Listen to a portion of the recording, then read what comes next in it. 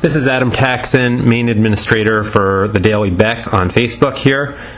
We will know in a few, it's June 5th, 2012, about 5:48 p.m. Eastern Time right now. I'm only now catching up with Glenn Beck's show from this morning, which is now, by the way, on the air here in Philadelphia. But that's another story. I listened to the podcast. So anyhow, but the important thing tonight is we're going to know the results of the Wisconsin recall election, and Glenn Beck, as you will hear here, starts off the show today by addressing George Soros and his, not that well-known role in this election directly. This is the first 2 minutes or so of the show. Then I took out some of the filler. Then I go from about 5.5 minutes to 13.5 minutes into the show. So here it is. It probably will become, it won't be obsolete afterwards. So it's worth forwarding even after Scott Walker hopefully wins tonight. Okay, here it is. First thing off the table today, Wisconsin is a very big deal. Today is a very, very big day for the Republic. Where do we stand in the end? Are we a country that is lost in lies? Are we a country that is able to be purchased by labor unions? Are we a country that is intimidated? I want you to know, rest assured, Eric Holder is on the ground in Wisconsin today, and the Department of Justice is there to make sure that nothing funny goes on. And that is, you voters, you are as safe there as you would be if you had, say, the Black Panthers on the ground. So you got that going for you. Today, I want to extend a heartfelt thank you to MRC. That's the Media Research Center. Dan Gaynor and Iris Somberg for their excellent expose on George Soros. George Soros plays a role in Wisconsin. I've often lamented the fact that when I went to Fox, I always thought that when we stumbled onto important news, others would be there to pick up the ball and run with it, but it never happened. But these two reporters at MRC have just written a tremendous piece taking on George Soros, something that almost no one does. In the mainstream media, we hear all about the evil, dastardly Koch brothers, Snidely Whiplash, and their filthy money and influence in politics. But what you don't hear is about George Soros and his filthy money and his filthy influence. Snidely Whiplash. At the same time, the media has absolutely no problem with Soros-funded groups like Center for American Progress, the Tides Foundation, Media Matters, Sojourners, NARAL, Catholics for Choice, Planned Parenthood, Think Progress, the Southern Poverty Law Center, and dozens and dozens and dozens of others. But the reason why we're talking about George Soros today on Election Day is because nothing can really compare to the mainstream media's ignorance of the Soros election manipulating program called SOS, the SOS Project. What is it? SOS stands for the Secretary of State Project. It was established in July 2006 as an independent 527 organization devoted to helping Democrats get elected to the office of Secretary of State in selected swing or battleground states. Why? Because these are the states where the margin of victory in the 2004 presidential election between George W. Bush and John Kerry had been at 120,000 votes or less. Hear me carefully, 120,000 votes or less. Swing states. So what did he decide to do? He decided to make sure we capture, as Snidely Whiplash and his League of Thieves, capture the person who does all the counting. Capture the person who does the fairness check. One of the main duties of Secretary of State is to serve as the chief election officer that certifies candidates as well as the election results in his or her state. The holder of this office then can potentially play a key role in determining the winner of a close election. So let's see if we have this right.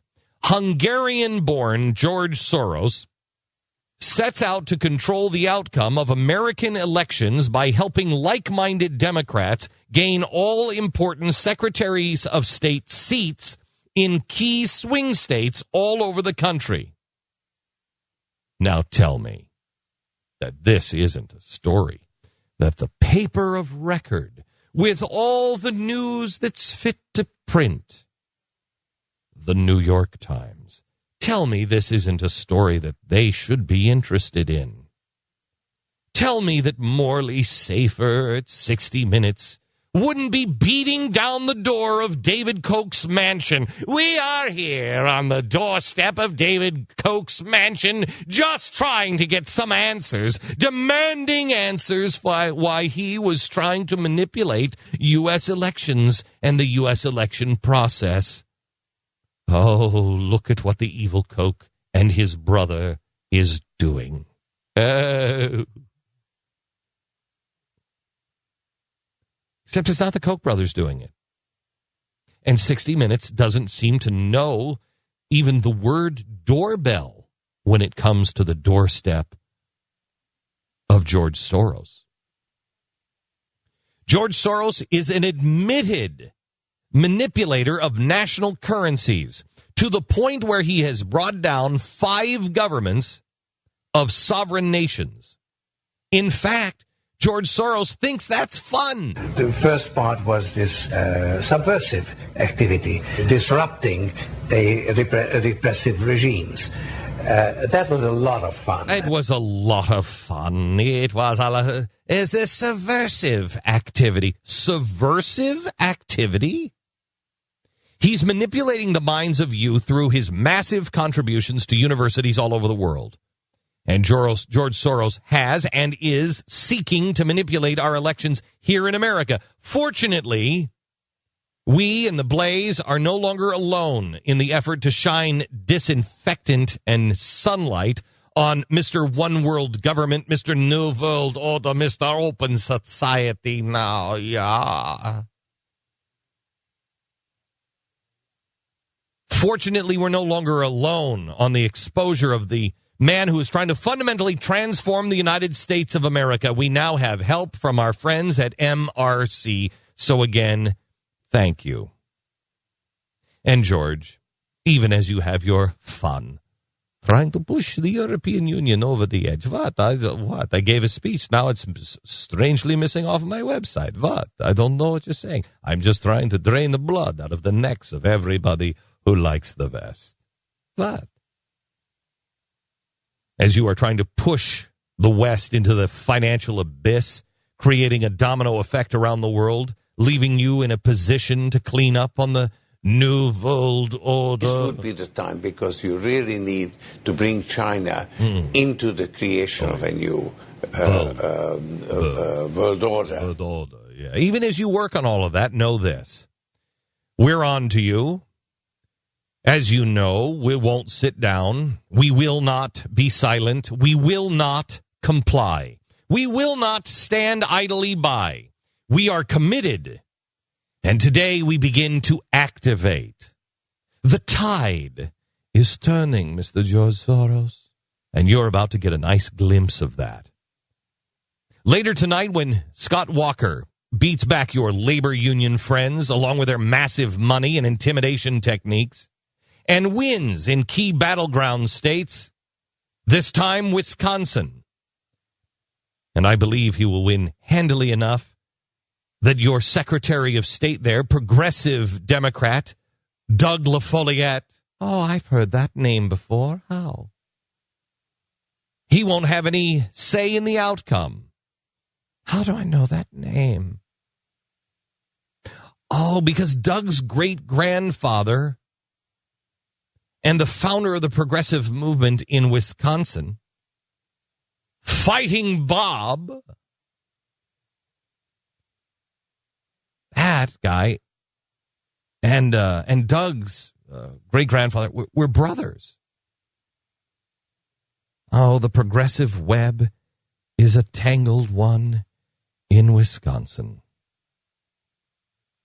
It's really too bad that today is the day, as my mother and my grandmother used to do. When they see a web in the corner, they would just get the broom and broom it out. Webs have a way of going into the dustbin of history. Because whether it's the broom or the rising tides of the sea, the tide is turning. And we are about to be the ones that have a little bit of fun. This time it's for us to have a little bit of fun, Mr. George Soros.